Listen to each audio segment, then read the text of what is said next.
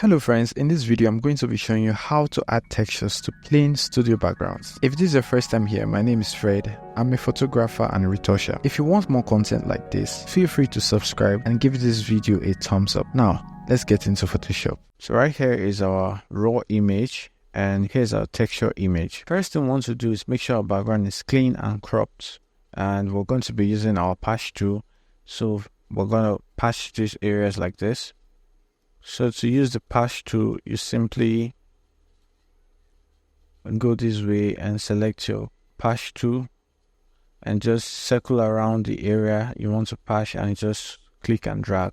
So after doing that, we want to make sure our image is cropped to 4:5, this Instagram size, or you can leave it the way you want. I usually crop my image to Instagram size like so, and I'm going to click Content Aware Fill and just click OK. Now we can see our background is filled. Next thing we want to do is we want to duplicate our layer.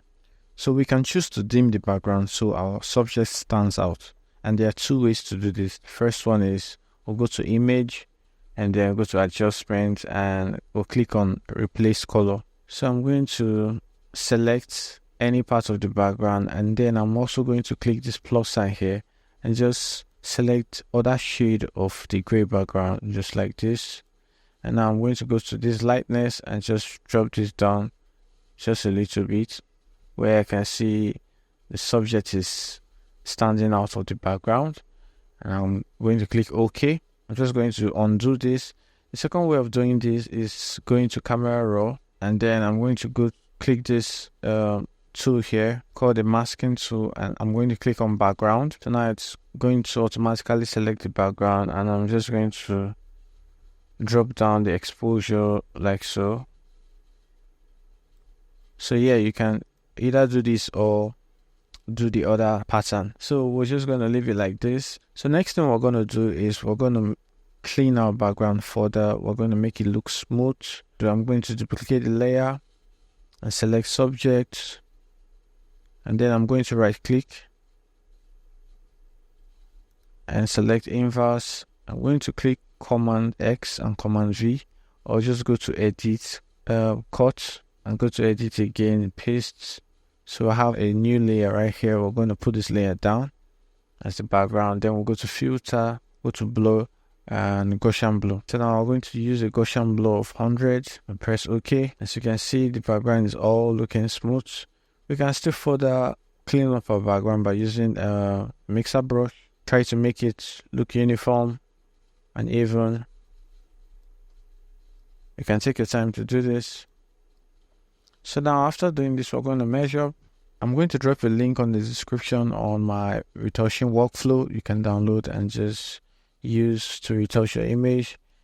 I have a video for that. You can check my other videos on how I retouch my images. So I'm just going to skip this process so we can go directly to how to add textures to our studio background.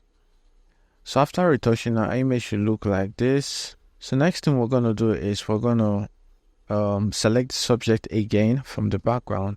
So we're going to duplicate, select subject. Now we want to add texture to the background.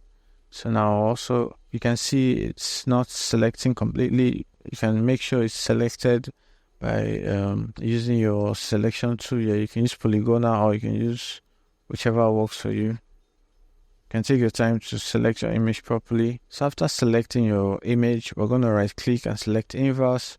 Now we'll go to Edit. We're going to click Cut. I'll still go back there and click Paste again. So now I have a new layer. We'll drag this layer behind, which is the background layer. So now the next thing to do is go to our texture image and just click and drag and drop. If you watched the video till this point, kindly comment texture. I create a template for easy use. I'll be dropping the link to the texture image template. So after importing our texture image, we're just going to drag it on the area of the image just like this. And we're going to pull it up like this. And then I'm going to click OK. So next thing I'm going to do is I'm going to change the blending mode to hard light. Now you can see the texture is really punchy, but we're going to reduce the opacity to like 40 or 50. I'm also going to reduce the fill to like 60. Depends on how you want your image to look like. So just like this. Next one was also going to do is we're going to create a floor layer for this image. We don't just want the subject to look like she's standing on the background. So next thing we're going to do, we're going to create the floor layer, and to do so we're going to use our rectangular mark tool. We just select any area on the middle, and then we'll add a feather of 10. And now we're going to click Ctrl+C to copy and Ctrl+V to paste. Now we'll have a new layer, and this layer is going to be our floor. So we're going to pull it down like this. Now we're going to click Command and Shift, and we're going to drag our node just like this. We're trying to create a dimension for the floor, just like this. We'll click Enter. So we'll have a floor like this. Now we're going to change the blending mode of the floor to hard light, but now we're going to reduce the opacity just like this. So we'll be having something like this. Now we can fold this down so it fits our image. We can also reduce the fill so it blends well with the background. So now the opacity I'm using is 43. You can just play with this so it suits your image. There's no fixed opacity for this. You just make sure it looks good on your own side of the image. Yeah. So it's just like this. We've created a floor, and we've also created a texture background look for this image. Now we're going to put this floor layer just below this layer. Next thing you can do, you can decide to spice up or add some color to your background by just creating a new layer, and then go to brush. Now you select the color you want. Let's just say